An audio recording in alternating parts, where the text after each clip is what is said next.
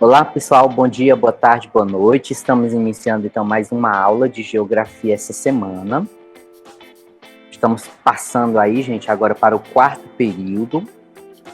Tá acabando o ano, gente. E nós vamos agora para o capítulo 7, Urbanização e Industrialização do Brasil.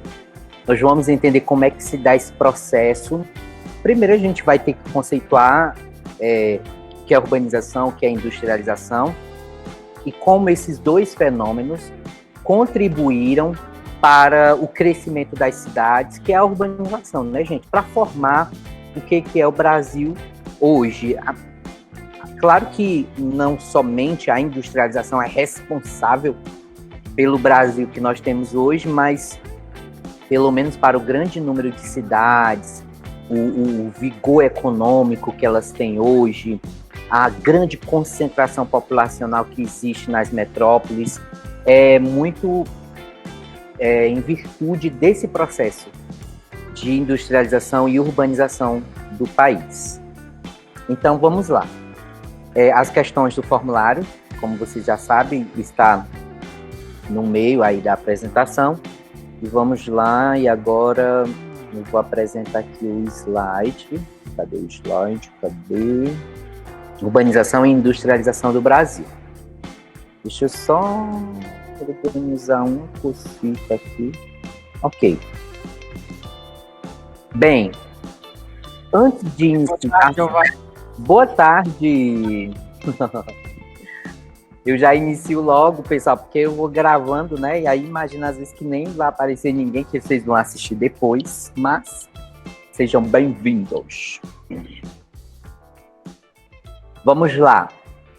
O capítulo é o 7, conforme eu estava dizendo, Urbanização e Industrialização do Brasil, tá aí o título, no livro didático de vocês, é o 7. Nós vamos entender como é que se dá o processo de crescimento das cidades no Brasil, o processo desses dois fenômenos, urbanização e industrialização. Vamos ao conceito, a esses dois conceitos, para melhor compreensão. Industrialização é o processo socioeconômico que visa transformar uma área da sociedade inicialmente retrógrada em uma fonte de maior riqueza e lucro. Veja que a palavra ela dá a ideia de processo, industrialização. Então não é só o surgimento da indústria. É o surgimento, sim, claro, da indústria, mas alguns outros fenômenos que acompanham esse processo. E aqui está destacado: socioeconômico. É um processo que muda a economia das cidades, dos lugares onde ocorre esse processo, do país como um todo, e muda a sociedade, porque vai mudar as relações das pessoas. A industrialização, pessoal, a partir do século XVIII, ela tem aquela pretensão de mudar as ideias, como é que eu poderia dizer, das pessoas em relação questão salarial que não existia antes, questão de consumismo que também não havia antes, cada um vivia no seu quadradinho, todo mundo bem, bom e beleza, mas aí com a industrialização a ideia é incentivar as pessoas a consumir mais, a atribuir status ao consumo. Então você muda uma sociedade, você muda o comportamento dessa sociedade. Por isso que a industrialização é um processo muito mais abrangente do que somente a indústria chegando no lugar. Você muda toda a dinâmica de uma cidade em função de uma indústria. Os governos se voltam para estruturar suas cidades em função da indústria e deixam de lado, às vezes, até as populações, principalmente as periferias, estruturando só as partes mais centrais. Só para vocês entenderem que é um negócio muito mais abrangente, industrialização. E urbanização é um fenômeno relacionado ao processo de desenvolvimento da esfera urbana em determinadas sociedades, em oposição ao desenvolvimento rural. Se eu tenho aqui, por exemplo, uma cidade, digamos que em uma determinada época dividindo em 3 partes essa estrutura aqui, como se fosse a cidade.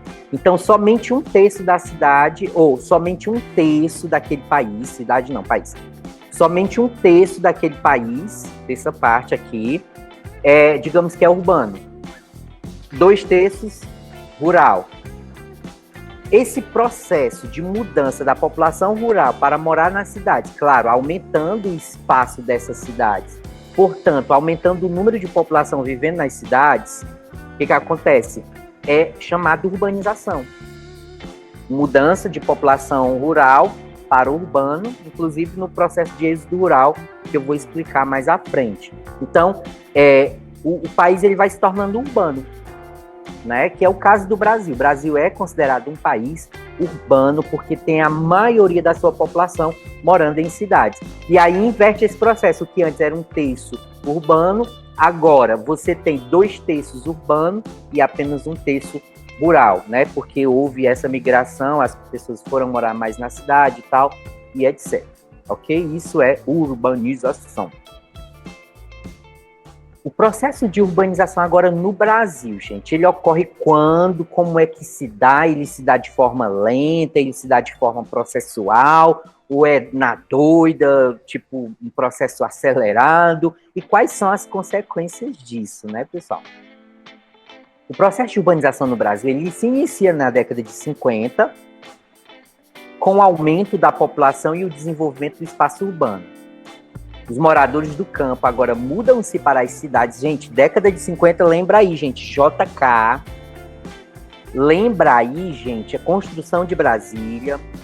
Além de todo o desenvolvimento do Sudeste, né, gente? Que está ali passando por uma industrialização ferrenha, pesada. Depois do ciclo do café, né, gente? Que já passou. Agora tem a industrialização que começa na década de 30. E essa indústria agora está atraindo as pessoas para São Paulo, Rio de Janeiro, principalmente a região Sudeste e Centro-Oeste, o caso de Brasília. As pessoas vão construir Brasília. Aí uma porção de gente, né, o êxodo rural para onde? Para essas cidades. No caso, Brasília, que não é cidade ainda, não existe, vai passar a existir. E para as cidades que existem, São Paulo e Rio de Janeiro, lotando essas cidades, deixando-as mais gigantes ainda. Os moradores do campo mudam-se para as cidades atrás de melhores condições de vida, mas ainda antes, durante o século XVIII, a urbanização começa a se desenvolver, se intensificando então durante o século XX, principalmente após a Segunda Guerra Mundial. Principalmente, pessoal, essa urbanização ela se inicia no século XVIII, principalmente com o fim da escravidão, 1888, tomara que eu não esteja...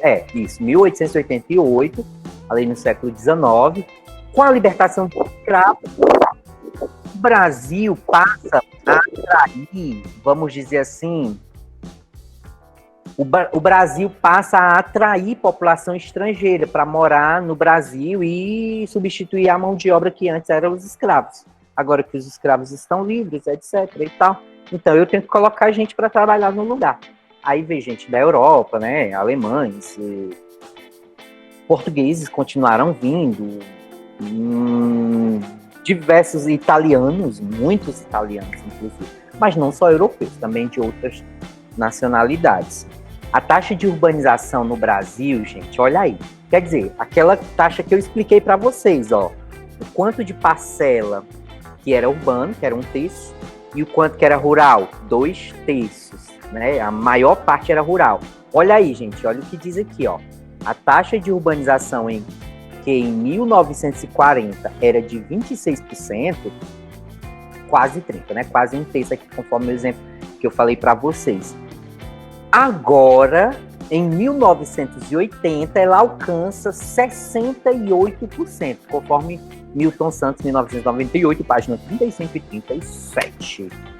Veja, gente, foi em 40 anos, 1940 até 1980. Dentro de 40 anos, o Brasil deixa de ser um país eminentemente ligado às atividades econômicas no setor primário. Antes era 26% apenas urbano, o outro 2/3 rural. Agora inverte. em 40 anos. Ou seja, o processo foi aceleradíssimo. Foi um processo muito rápido, que às vezes não deu tempo nem dos administradores dessa cidade se organizarem para receber essa população toda. E não parou aí na década de 80, não, gente. Continuou prosseguindo esse processo, tá bom? As cidades depois da Revolução Industrial. Bem, cidade antes da Revolução Industrial era uma coisa, agora é outra. A expressão da urbanização via industrialização não deve ser tomada apenas pelo elevado número de pessoas que passaram a viver em cidades, mas sobretudo porque o desenvolvimento do capitalismo industrial provocou fortes transformações nos moldes da urbanização, no que se refere ao papel desempenhado pelas cidades e na estrutura interna dessas cidades. Houve uma transformação da cidade. Antes, gente, a cidade ela era voltada para o povo, ela era voltada para o bem-estar da população. O prefeito, os governantes em geral, lutavam pelo bem-estar da população. Agora a cidade ela passa por mudanças estruturais, mudanças essas que estão voltadas apenas para atrair indústria e não para o bem-estar da população. Isso principalmente as cidades que estão ali no foco para receber essas atividades, essas indústrias. Houve uma transformação da cidade tanto no aspecto físico como na estrutura social, quando a cidade passou da produção artesanal para a predominância da produção industrial. Gente, por exemplo, vamos dar aqui um exemplo. Antes não havia tanta exclusão social na cidade, gente. Não havia tão descaradamente o espaço do rico nas áreas centrais da cidade e as periferias dos pobres. Isso ocorre com esse processo chamado de Revolução Industrial do século XVIII. A cidade ela vai mudando sua estrutura, alguma parcela da população, uma pequena parcela da população vai acumulando mais riqueza, acumulando e vai ficando ali nas áreas mais centrais, assim como os governantes vão priorizar algumas áreas da cidade e desprezar outras. Ou seja, a cidade ela passa por mudança, o que não havia antes isso. Praticamente antes todo mundo era mais ou menos a mesma coisa, não estou dizendo que tudo era igual, tipo um socialismo, não. Mas não havia tanto distanciamento entre o mais rico e os mais pobres. As mudanças estruturais no papel da cidade, isso aqui eu vou explicar rapidamente. A cidade passou a ter um novo ritmo de produção, claro. Se antes era produção artesanal, eu mesmo fazendo ali, não sei, uma cadeira, um crochê, as atividades eram artesanais. Agora, na produção industrial, é tudo muito rápido. O tempo é ouro, como se diz, né? Fortalecimento das relações entre os lugares, ampliação da capacidade produtiva, divisão social do trabalho, o que eu falei para vocês, de centro e periferia. Então, haverá isso descaradamente na organização da cidade. Você vai ver, tipo assim, o centro está lá, a parte pensante dessa cidade, porque tem mais dinheiro, porque é privilegiado. A periferia, como a periferia é dos trabalhadores, eles não têm tantas condições, então eles vão para a periferia e as construções são daquele jeito. Então a cidade passa a revelar essa divisão social do trabalho. Quem faz o trabalho pensante, quem ganha mais, quem faz o trabalho pesado, quem ganha menos, e tem um lugar na cidade para cada um deles. Isso não havia, gente, antes da Revolução Industrial. Aumento das relações econômicas entre as cidades. Antes era meio que cada um no seu quadrado, né, gente? Tipo, Mucambo tinha a sua produção voltada somente para a população mesmo do Mucambo, né? Não havia essa questão de Mucambo estar vendendo para outros lugares. Aí, com essa Revolução Industrial, as cidades passaram a ter esse papel também diferenciado, de ter uma relação econômica entre a cidade A e a cidade B. Mudança da paisagem urbana. Eu já até expliquei, né, gente? O tipo das construções das áreas mais centrais, o tipo de construção das áreas periféricas, né? Seguindo. Com isso, gente, vem os problemas urbanos. Os problemas urbanos advindos da rápida industrialização incentivaram um comportamento individualista, gente. Né? Quanto mais, melhor, eu vou me destacar, eu vou morar aqui no centro e o restante, né? E a separação espacial das classes sociais dentro da cidade. Depois eu vou falar mais consequências também, tá bom? Isso aqui eu já expliquei. Agora vamos mesmo aqui para o Brasil, para algumas informações acerca do Brasil. O início da industrialização no Brasil. A industrialização ela era pouco significativa no Brasil até o século XIX. Ocorria sim, mas muito devagar. Era a cafeicultura, né, gente? O cultivo do café ajudou o Brasil a se industrializar, gente. Tipo assim, nós fizemos o nosso pezinho de meia. Nós como Brasil, né? Vamos dizer assim. Se eu fosse, né, um grande produtor de café e tal. Mas nós fizemos o nosso pé de meia e nós preparamos o território, gente, porque para a indústria chegar, o território tem que estar preparado. Uma indústria não se instala numa cidade à toa, não. Sem infraestrutura de energia, sem infraestrutura de transporte, sem mão de obra, sem mercado consumidor, gente, para comprar os produtos daquela indústria. Então, o café fez esse papel. Antes da indústria chegar, o café estava ali, digamos que, preparando as coisas. Uma curiosidade, né, gente? Principal fonte de riqueza, a cultura do café até o século XIX. Aí tá aí, a acumulação monetária que eu disse para vocês, o café fez, né, preparando ali o terreno, os empresários, para o que viria depois. Os migrantes europeus, isso aí foi a mão de obra, gente. Atraídos pelo trabalho nas lavouras de café, já tinham experiências em fábricas, então até a mão de obra chegou antes da industrialização, para substituir a mão de obra escrava. E depois que o café caiu, assim, de importância, claro que nós continuamos exportando café até hoje, gente, mas assim, o café deixou de ser aquele commodity tão importante como era antes, né? Assim, principal item de exportação do Brasil, né? Nós não é mais, né? Hoje é soja, é o milho e outros commodities. Então, quando o café caiu ali de importância, essa mão de obra vai para onde? Vai para a indústria. Então, o café, ele faz as bases monetárias, acúmulo de riqueza, ele faz as bases estruturais, que eu acho que está aqui na sequência, ó. Desenvolvimento de infraestrutura, gente. Criação das fábricas nas primeiras décadas da industrialização. Olha aí a questão de transporte, ferrovias que foram construídas para as fazendas de café que serviram para a indústria. Depois, mercado consumidor, inclusive dos europeus que vieram substituir a mão de obra escrava aqui. As guerras mundiais ajudaram o Brasil a juntar grana também. Tanto a Primeira Guerra Mundial quanto a Segunda Guerra Mundial. Tipo assim, o mundo lá fora estava em crise, voltado simplesmente só para a guerra, e o Brasil vendendo para eles, e o Brasil fazendo seu pezinho de meia. Então, as duas guerras mundiais também ajudaram o Brasil a fazer ali seu pezinho de meia. Características mais gerais da industrialização brasileira, ocorreu de forma tardia. A industrialização na Inglaterra, gente, começa no século XVIII, 1700 e alguma coisa. Aí, 100 anos depois, vem para a América, no caso, para Estados Unidos, século XIX.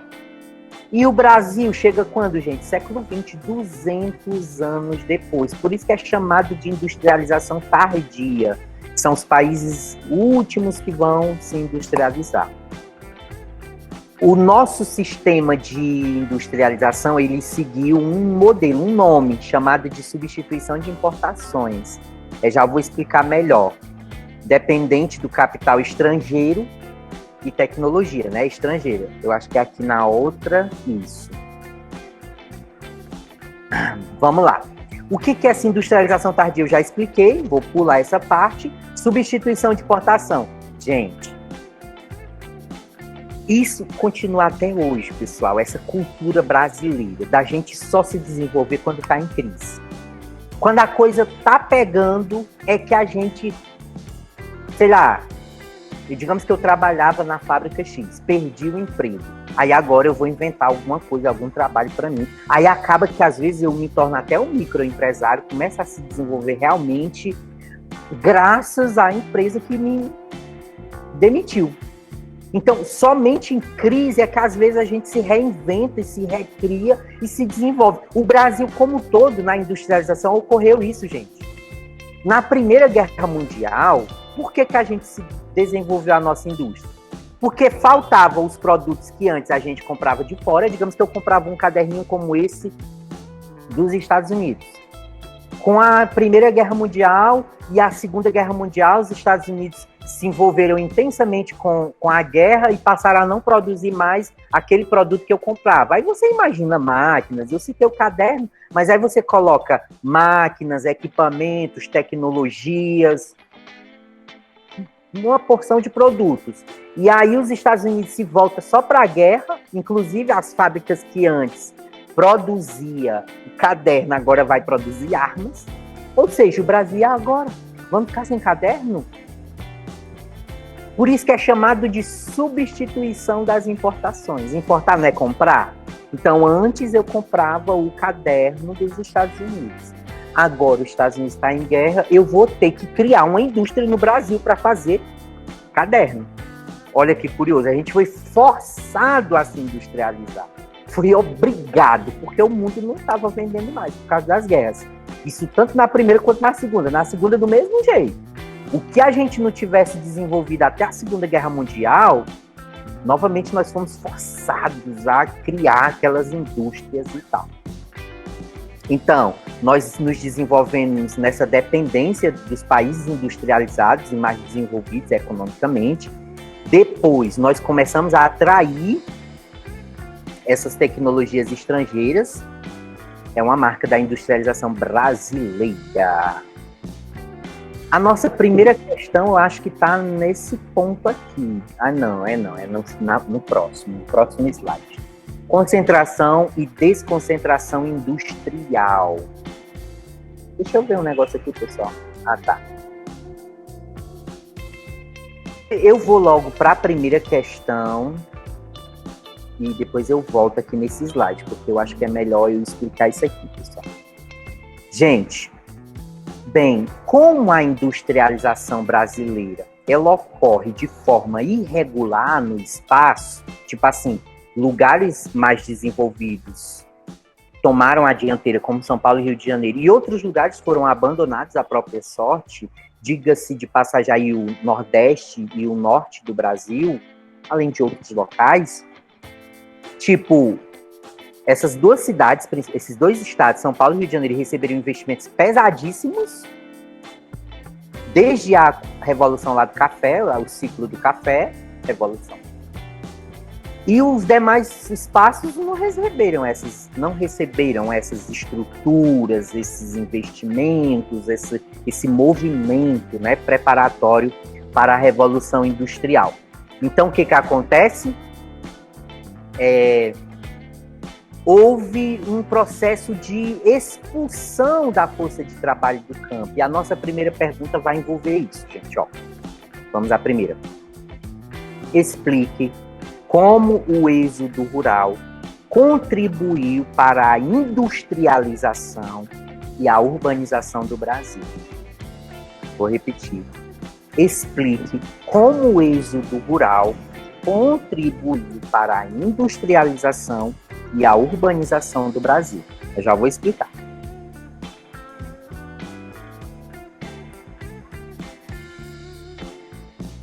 Industrialização não é esse processo, gente, e que envolve a urbanização. As duas coisas estão ali amarradas, né? Esse crescimento da cidade, essa mudança nas relações trabalhistas, essa mudança no comportamento também das pessoas, que as pessoas vão para a cidade e se tornam mais consumistas, mas esse processo abrangente chamado industrialização, não é isso?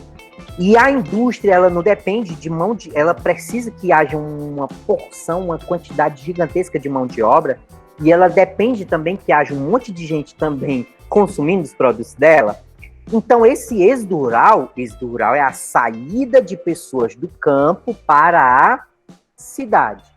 Então, gente, essa porção de gente que saiu do campo para a cidade ajudou esse processo de industrialização, se tornando essa grande massa de mão de obra disponível, porque para esse industrial aqui, esse cara, esse empresário, manter os salários baixos, ele precisa ter um exército de trabalhadores desempregados. Porque aí ele pode manter a pressão sobre o trabalhador que está dentro. Olha, se você não quiser, se estiver achando pouco, tem uma porção aí que está sem nada e que está só querendo aí a oportunidade. Então é importante esse número gigante de população desempregada nas cidades, nas periferias também, etc. Então, ó, o êxodo rural ajudou nesse aspecto da indústria e a urbanização, porque as cidades, ó, foram ficando gigantes e a periferia também foi ficando daquele jeito, os morros do Rio de Janeiro superlotados daquele jeito, né? Então, ajudou dessa forma, esvaziando o meio rural, lotando a cidade, ajudando a indústria, tá bom? Aí nós voltamos para essa parte aqui de concentração e desconcentração industrial. Aonde é que está concentrada a indústria no Brasil? A maioria das indústrias no Brasil, na região sudeste, São Paulo e Rio de Janeiro. Eu estou batendo nessa tecla até agora. Não só na região sudeste, envolve também sul, um pouco até agora centro-oeste também. Mas, historicamente, a região sudeste é que toma essa frente, essa dianteira. Agora, gente, depois da década de 80, está havendo uma redistribuição dessa indústria no território brasileiro, um espalhamento. E tem uma explicação para isso. Tá bom, pessoal? Deixa eu só olhar aqui no livro de vocês. Eu vou dar aqui as páginas. Pronto, já eu vou ler aqui para vocês. Bem, ó, vamos ver aqui. Distribuição, não sei o quê, política de investimento e tal. Eu vou para o próximo slide, que aqui eu... Ó, esse mapa aqui é de 2006, mostrando que agora a indústria ela não está mais só aqui, ó, São Paulo, Rio de Janeiro. Houve um espalhamento. Os pontinhos aqui são municípios com presença de firmas industriais, acima de 30 empregados. Olha um monte de pontinhos. Claro que ainda continua um grande número aqui no centro-sul do Brasil, pegando a parte central, olha Brasília aqui no meio. Não sei se dá para vocês verem aí, né? Ó. Aí vem centro-oeste, sudeste e sul, região sul do Brasil. Mas houve um espalhamento, olha aqui o nordeste, muitos pontinhos, o Ceará aqui, né, gente? Então, a nossa segunda questão vai girar em torno disso. Anotem aí e vocês vão até podem estar pegando a resposta na página 77, que já eu vou ler, tá bom? 177. Vamos lá, pergunta. Segunda pergunta. Por que, a partir da década de 1980, ou desde a década de 1980, está havendo uma maior distribuição da indústria no território brasileiro? Quer dizer, antes eram concentrados só ali na região sudeste. Agora não, elas estão se espalhando. O que aconteceu? Que essas indústrias agora estão se espalhando no território brasileiro? Vou repetir, porque desde a década de 1980 está havendo uma maior distribuição da indústria no território brasileiro. Olha aqui na página 177, gente, ó. Desde a década de 1980, a urbanização brasileira tem seguido uma nova tendência, marcada pelo crescimento das cidades de porte médio, com população entre 100 mil e 500 mil habitantes. Aí eu vou para o segundo parágrafo. Quais fatores que têm levado a essa interiorização da industrialização? Aí o segundo parágrafo vai tratar disso, ó, gente, ó. Fatores como a escassez e o alto custo dos terrenos. Então, o empresário, vai alugar um terreno ou vai comprar um terreno para instalar a sua indústria. Nossa, como isso está caro, meu irmão. Isso quando ele encontra, porque às vezes nas cidades grandes nem tem mais. Então, ou escassez, ou quando encontra, muito caro. Os congestionamentos dessas grandes cidades, tudo isso vai fazendo que esse empresário escolha ir para as cidades médias, que são entre 100 mil e 500 mil habitantes.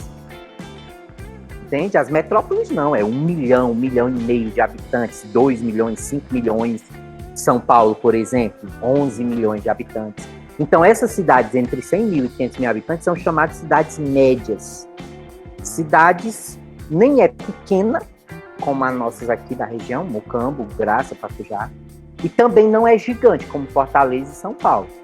São cidades médias. Eles têm os benefícios de uma cidade pequena, às vezes não tem congestionamento, os terrenos não são tão caros, falta de segurança das grandes metrópoles. Claro que nas cidades médias também tem um pouco de violência, mas comparado é menor. Maior custo de mão de obra. Por que a Grendene veio para Sobral? Você acha que é para fazer benfeitoria para a população, uma ação social? O baixo custo de mão de obra, principalmente, fez que eles saíssem lá do Rio Grande do Sul, né? E se instalassem em Sobral. É uma questão monetária, entendeu? Todos esses fatores estão se agravando nas grandes metrópoles e então eles preferem agora ir para cidades médias, tá bom? Então isso é a questão 2. Seguindo aqui, a urbanização brasileira ocorreu de maneira rápida. Isso eu já destaquei, né, gente? Eu vou pular isso aqui. Eu já expliquei isso aqui. A urbanização brasileira tem mais ou menos essas características, né? Juntando, às vezes, no mesmo espaço ou próximos, uma parcela da população detendo muito desenvolvimento, né? Um alto status, né? O individualismo, né? Enquanto outra parcela está à margem de toda esse desenvolvimento, né? Eu vou passar aqui para parte das consequências da urbanização. Ah, não, gente, é a hierarquia das cidades brasileiras. Isso aqui provavelmente a gente vai abordar nas nossas avaliações, então é interessante. Eu estou agilizando aqui pela hora, né, gente? Hierarquia das cidades brasileiras. Da mais top às mais simples, né? A menos complexa, vamos dizer assim, das mais complexas, mais engajadas no mundo, economicamente, socialmente, etc., as menos, né, conectadas. Nós temos as metrópoles mundiais, São Paulo e Rio de Janeiro. Elas têm influência em todo o país e não só no país, por isso são chamadas mundiais, porque também acabam influenciando de alguma forma a economia no mundo. São Paulo, principalmente, até mais do que o Rio de Janeiro. Temos as metrópoles nacionais, que elas têm influência nos estados onde elas se localizam. Salvador, Porto Alegre é o exemplo que tem aí. Metrópoles regionais, cidades com mais de 1 milhão de habitantes que abrigam atividades diversificadas, como Campinas e Goiânia. Capitais regionais são cidades de médio e grande porte que influenciam um vasto número de municípios à sua volta, é citado aqui Florianópolis e Cuiabá. Centros regionais. Sobral, acredito que se encaixa por aqui, uma cidade média. Ela influencia algumas cidades em seu entorno. No caso aqui de Sobral, não sei, 10 cidades, agora eu não lembro aqui a quantidade de cidades que são influenciados pelo entorno dela. E aqui é citado o exemplo Ilhéus e Sorocaba, e os centros locais, que só influenciam a área mesmo do seu município. Né? Tipo aqui Mucambo. Mucambo, a sua economia só consegue influenciar os distritos que fazem parte do Mucambo, assim como Pacujá e o Graça. Né? Não influencia coisas mais abrangentes do que isso. Tá bom? Eu vou passar esses outros detalhes. Aqui esses gráficos aqui mostram a evolução da população rural e urbana desde 1940 a 2006. O verdinho escuro é a população urbana. Olha aqui, em 1940 a população urbana, gente, em torno de 30%. E a rural, quase 70%. E aí isso vai se equilibrando, né, gente? Olha aqui, ó. Até em 1970, ó, pá, uma passar o outro, né, ó. 1980, 67, 33. Ou seja, a rural cada vez mais diminuindo e a população urbana cada vez mais aumentando.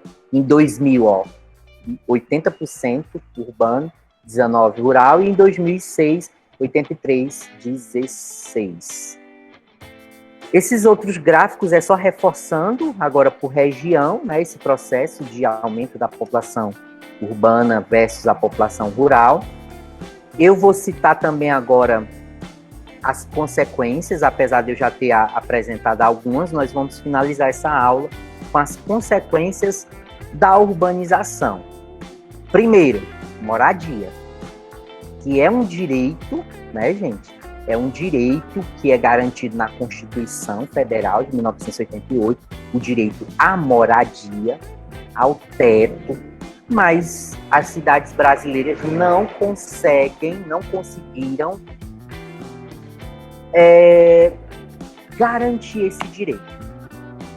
Talvez até por esse acelerado processo de urbanização, que não deu tempo a essas cidades se reorganizarem diante dessa demanda, dessa população que estava chegando tão rápido, né? Como eu destaquei para vocês, em 40 anos a gente saiu de um país eminentemente rural para um país eminentemente urbano, dentro de 40 anos.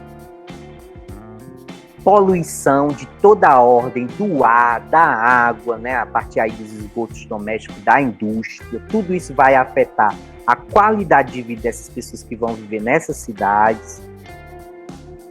A questão do transporte, que é um direito também, né, gente? O transporte, né, a livre circulação, né? Direito de ir e vir na cidade é um direito também, mas que as cidades estão abarrotadas, elas não conseguem garantir esse direito do trabalhador, principalmente a maioria, né? A questão da produção de lixo é grande, é gigante, resíduos sólidos. Na maioria das cidades brasileiras, né, não tem um destino correto, aí tem os lixões e tal, e etc. São raras as cidades que descartam adequadamente todos esses resíduos sólidos, e aí se amontou aí os chamados lixões. E, por fim, a última consequência, finalizando a nossa aula de hoje, gente, esse aqui, como é o último, eu vou ler todo esse textinho, tá bom? Pra gente fechar aqui. A realidade do desemprego e o abandono do Estado força comunidades inteiras à clandestinidade. Já que o Estado não está presente, então vamos criar aqui meios de organização. Pense aí Rio de Janeiro, os morros lá no Rio de Janeiro, tá bom? Criando um modelo de vida à parte, separado das normas, das regras, das leis da sociedade. Você acha que as leis funcionam lá nos morros do Rio de Janeiro, gente? As regras. Você acha que as pessoas lá pagam água e luz? Não, gente. Então, é um modelo de sociedade na clandestinidade. Assim, práticas ilegais e criminosas, como jogos de azar, contrabando, tráfico de drogas e milícias armadas, passam a fazer parte do cotidiano dessas populações. Muitas vezes recorrem de instrumentos violentos para intimidar o poder público e garantir os seus territórios. Não querem que o poder público chegue nessas áreas e comece a colocar ordem, colocar regras e o Estado. Para eles, muitas vezes, é melhor que se continue assim. Para boa parte, né, gente? Claro que tem muita gente que não está satisfeito com isso, que gostaria que o Estado tivesse ali presente, garantindo a lei, a ordem, não tivesse essa lei do mais forte, né, o mais fraco, se não funcionar conforme a regra deles, vai lá, quebra os dedos, quebra a perna, faz isso, a justiça com as próprias mãos, né, e etc. É isso aí, pessoal.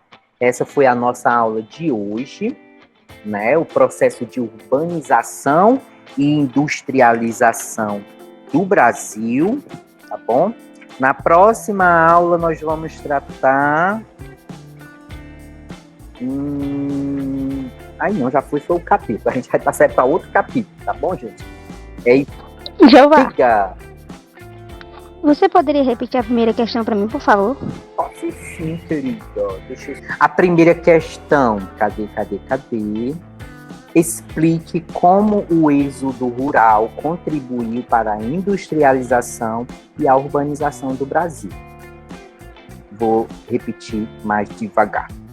Explique como o êxodo rural contribuiu para a industrialização e a urbanização do Brasil. Caso você queira a explicação, depois você acompanha no vídeo que eu vou postar no YouTube depois, tá bom? Urbanização de quê? Contribuiu para a urbanização e a industrialização do Brasil. Como o êxodo rural contribuiu para esse processo de urbanização e industrialização do Brasil. Tá bom, obrigada. De nada. Fiquem todos com Deus. Um abraço e tchau. Até a próxima. Um cheiro.